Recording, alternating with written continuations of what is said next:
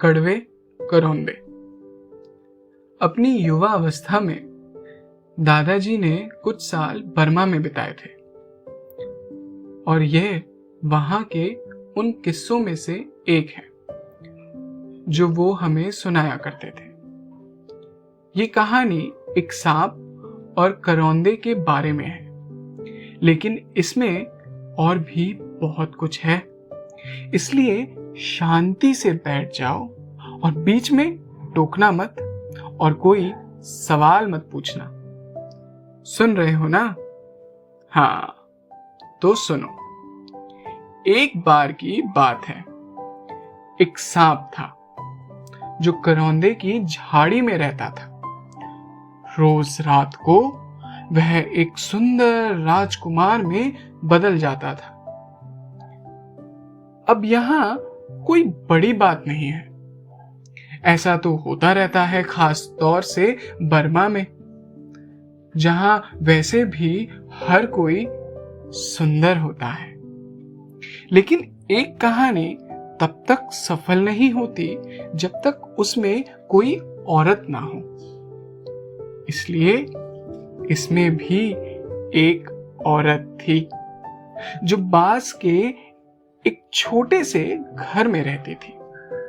उसके घर के बरामदे में ऑर्चर्ड लटके हुए थे। उसकी 3 बेटियां थी जिनके नाम थे मगई, मालत और मां नगे। तीनों में से मां नगे सबसे छोटी, सबसे अच्छी और सबसे सुंदर थी, क्योंकि जब तक एक लड़की में ये तीनों चीजें ना हो, कहानी सफल नहीं होती। हाँ, तो एक दिन मां नगे की मां को जंगल से करौंदे लाने के लिए जाना था। वह करौंदे कड़वे होते हैं, जो बर्मा की औरतें उन्हें थी कहती हैं और मीठे करौंदे ज्यादा पसंद नहीं करती। मां नगे की मां अपने साथ डालियां लेकर गई थी और जैसे ही उसने करौंदे बीनने शुरू किए, झाड़ी में से सांप फुफकारने लगा, जैसे कह रहा हो, दूर रहो। ये वही सांप था जो रात को राजकुमार बन जाता था। लेकिन उस समय तो धूप खिली हुई थी और वैसे भी बर्मी औरतें सांप से नहीं डरती। और फिर सांप को याद आया कि ये औरत तो 3 बेटियों की मां थी और उसे उसकी बेटियों से बहुत लगाव था। इसलिए उसने उसे वहां से भगाने का विचार त्याग दिया और पहले उसके बोलने का इंतजार करने लगा, क्योंकि वह एक औरत थी और औरतें व्यापार करने में माहिर होती हैं। उस औरत ने कहा, कृपया मुझे एक करौंदा दे दो। औरत को हमेशा कुछ ना कुछ चाहिए होता है। ये उनके व्यापारिक ज्ञान का हिस्सा होता है। लेकिन सांप ने मना कर दिया। उसे याद आ गया कि वह एक राजकुमार है और राजकुमारों को किसी बात के लिए हाँ नहीं कहना चाहिए, कम से कम फौरन तो नहीं। ये उसूल की बात थी। फिर उस औरत ने कहा, यदि तुम्हें मेरी सबसे बड़ी बेटी पसंद है तो मुझे एक करौंदा दे दो। सांप को मगई की परवाह नहीं थी, क्योंकि वह जानता था कि उसका गुस्सा बहुत तेज था। फिर भी उसने अपने उसूल की खातिर उसे एक करौंदा दे दिया। मगई की औकात एक करौंदे जितनी ही थी, उसने अपने आप से कहा। लेकिन दुनिया भर की औरतें बर्मा से बरमूडा और उससे भी आगे तक किसी भी चीज के एक ही मिलने से संतुष्ट नहीं होती। इसलिए उसने फिर से कहा, अगर तुम्हें मेरी छोटी बेटी मालता पसंद है तो मुझे एक और करौंदा दे दो।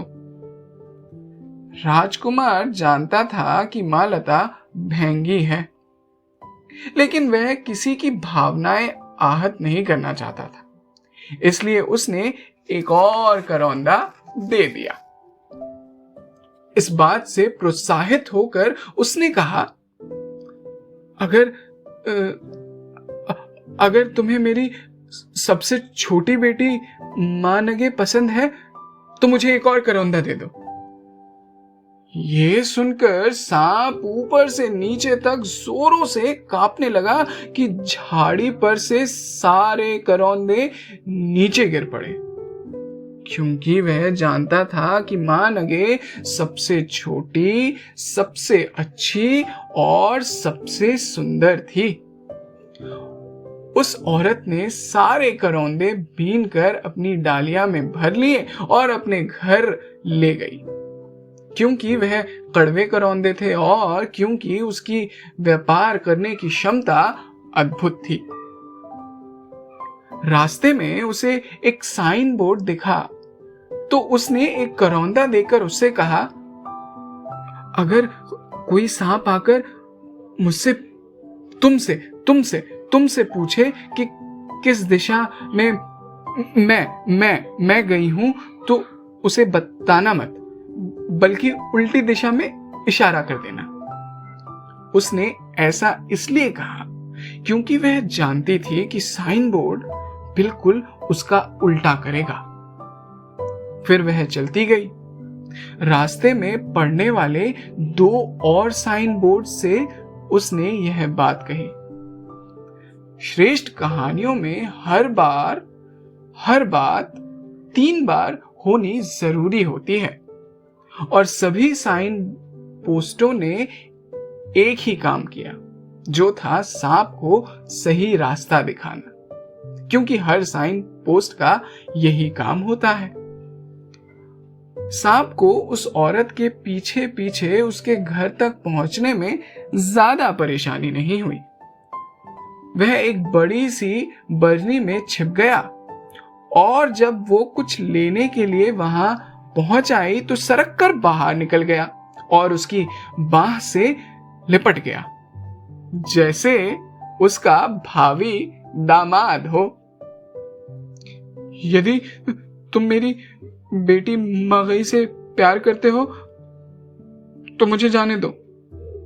भयभीत होकर उसने नाटक करते हुए ये चिल्ला कर कहा।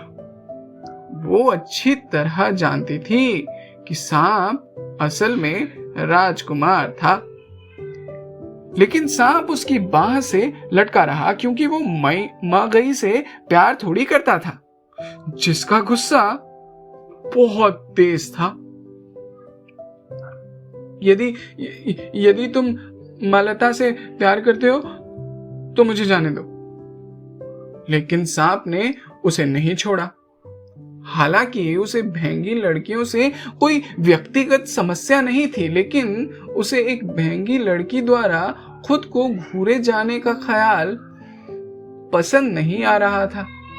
और फिर क्योंकि हर चीज 3 बार होनी चाहिए, वह फिर से चीखी, यदि तुम मेरी बेटी मानगी से प्यार करते हो तो मुझे छोड़ दो। सांप बेहोश होके नीचे गिर पड़ा, और चूंकि अचानक रात भी हो गई थी, इसलिए लड़कियों की मां को सांप के बदले राजकुमार नजर आया, जो उसकी सबसे छोटी बेटी के प्यार में डूबा हुआ था और उससे शादी करना चाहता था।